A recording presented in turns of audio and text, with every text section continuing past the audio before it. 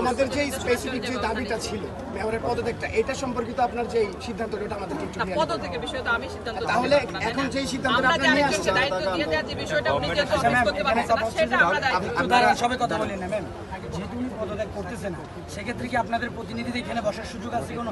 হ্যাঁ, যেহেতু উনি অফিস করতে পারছেন না এখানে অফিস তো করতে পারছেন না, বিষয়টা এরকম না সেটা না, 2 দিন বসে আবার পরবর্তীতে ওনাকে বসাবে কিনা ওটা সেটাই। যখন আমরা হয়তোবা দেখবো যে আজকে আপনাদের প্রতিনিধি কাজ করতেছে, 10 দিন পরে দেখা যাবে যখন পরিস্থিতি ঠান্ডা হবে মেয়র আবার এখানে অফিস করতেছে, তখন আমরা আবার আন্দোলন এভাবে জমানো আবার সেই জুলুমের শিকার হবো আমরা। সবাই এরকম চিৎকার বুঝতে পারবো না, তাই না?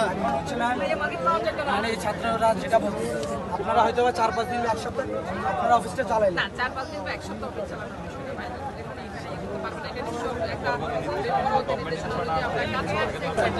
তারা যেটা চাচ্ছেন ওনার পদত্যাগ সেটা ওনার বিষয়, এটা তো আমরা ওনাকে পদত্যাগ করাতে পারবো না। যদি অফিসে আসে সেক্ষেত্রে দাবি সেক্ষেত্রে আপনারা কি করবেন? পদত্যাগ করলো না, আপনারা অফিসে আসলেন, উনি অফিস করার জন্য আসলেন, সেক্ষেত্রে আপনাদের পদক্ষেপটা কি হবে?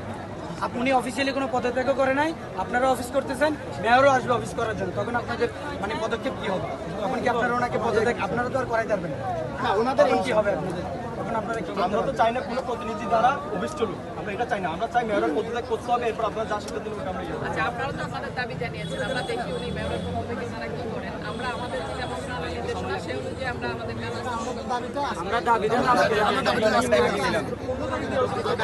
আজকে কি